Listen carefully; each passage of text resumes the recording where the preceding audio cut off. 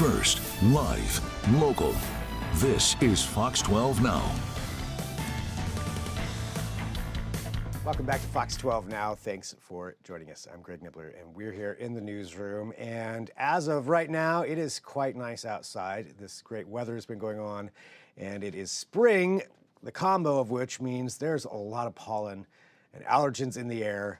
I can feel it myself. I've brought it up already a few times. If you've been watching live, I can't help it. Just want to let people know about it, but I'm not the only one. So we want to talk about that and just, what's going on out there and what you can do for yourself to help prepare for that or prevent or any kind of medical advice that we can get. And that's why we've got our expert joining us right now from Kaiser Permanente Northwest. We have Dr. Naqvi. And Doctor, thank you very much for being here with us and joining us to talk about this. And I think to start off, could you just tell us about spring allergies and what exactly we should be expecting this time of year?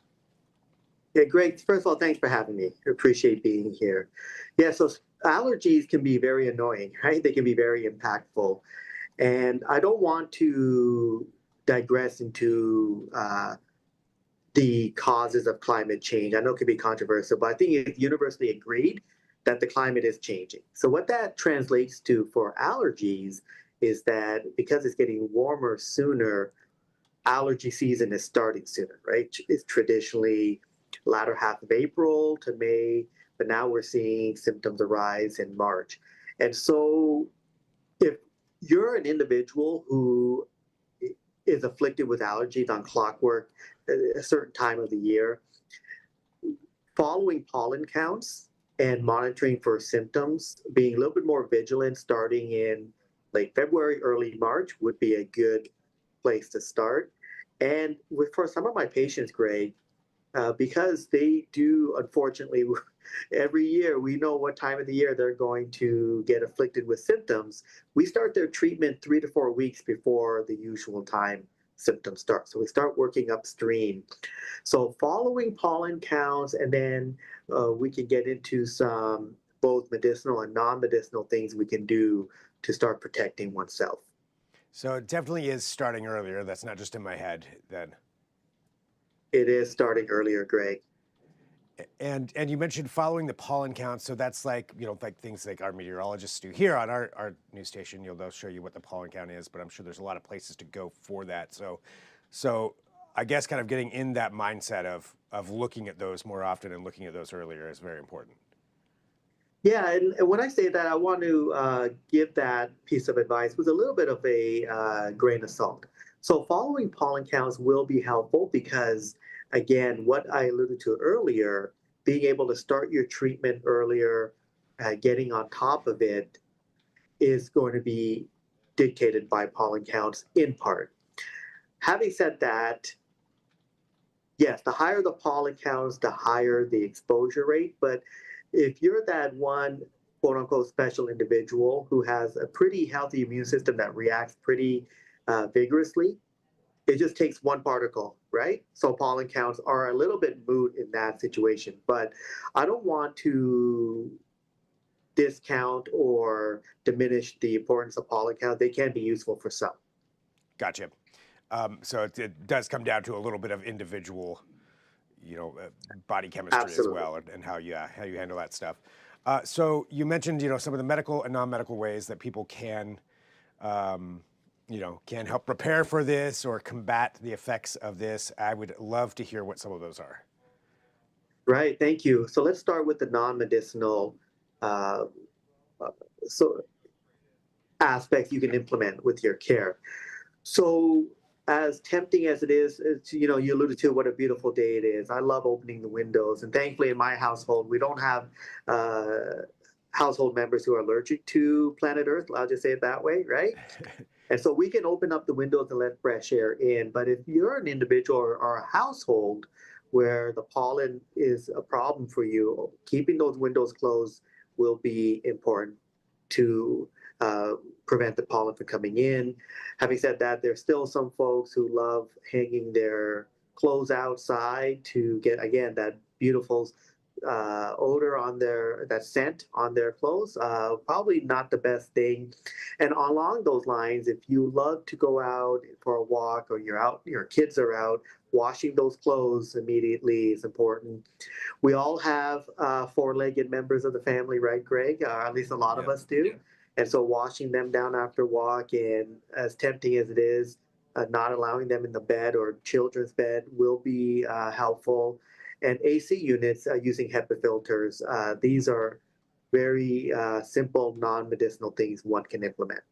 Okay, so a number of things there. I think that's interesting too. So washing, like say your dog, you take your dog for a walk, they're Yes. going to be collecting that pollen on them. Is that the concern? Yes, absolutely it is. And I can hear my voice. I know what I'm asking of folks out there, but this would impact, meaning in a positive way, the degree of symptoms. And that's are some of the non-medicinal ways. And then going from there, what are some of the medicinal ways that people can help to alleviate some of these symptoms? Yeah, it's a great question. So over the counter, one can start with antihistamines. There are many options there. And then I like the steroid nasal sprays. Those are two readily available and inexpensive options to start treatment, and in conjunction with the non-medicinal preventive measures we just spoke about. So the over-the-counter nasal sprays, you believe in those ones, that they work pretty well? The steroid-based nasal sprays, yes. Steroid-based, okay. Yeah. All right. So those are a couple of things. Anything else that people should be thinking about? I think those are the major aspects. And, we'll probably get into this.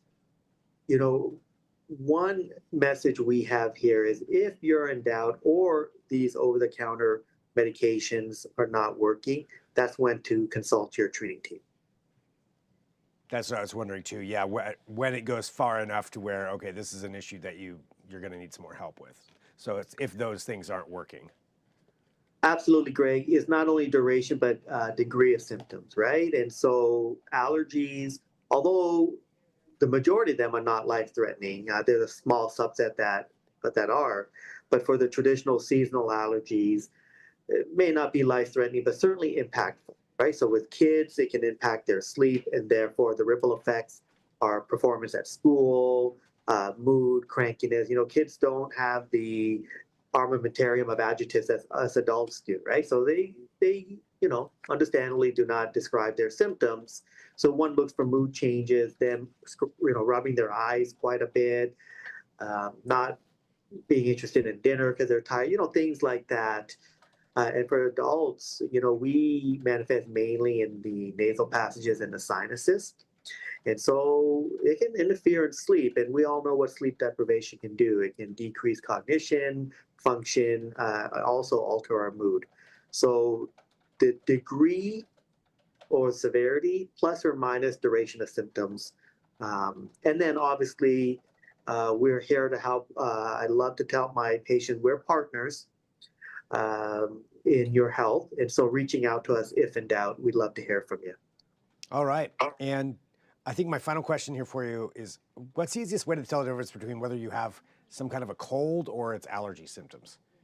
It's a great question, Greg, because there are symptoms that transcend both, right? There's overlap. So the overlap symptoms, sinus congestion, maybe even a small, slight sinus headache, Greg, the nasal congestion, maybe a little bit of a cough, and then and maybe ear fullness, although that's more prominent in kids.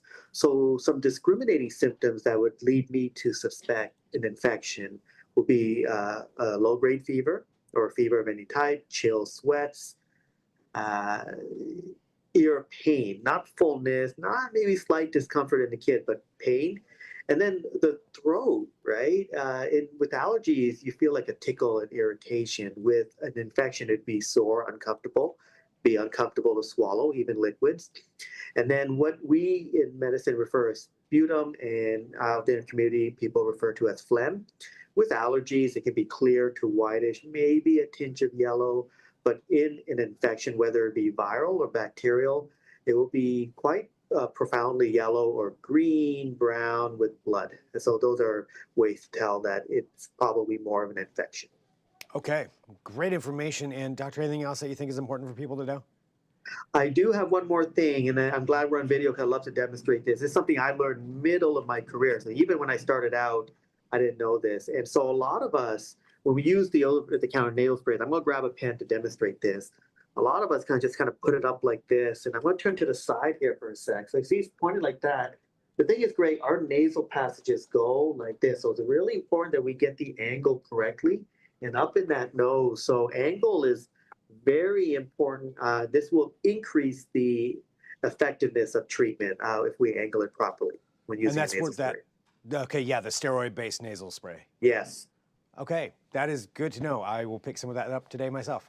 But yeah, doctor, thank you very much, for joining us here and just to walk through all this and have some time to explain it out a little more so people can understand. I know it can be, frustrating, allergies and all of that, but this sounds like some good ways to go about tackling it and paying attention to what's going on. And yeah, and then if it doesn't get better with those things, it sounds like then go to a consultation.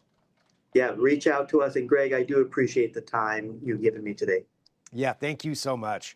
And for everybody watching, we're going to go ahead and take a break. And we've got plenty more here throughout the afternoon that we'll be covering and talking about lots of different things. We even have some activities that you can do outside that we're going to be discussing here coming up as well. If there's breaking news, I'll also have that. But we're going to take a quick break. We'll be back in a minute with more Fox 12 Now.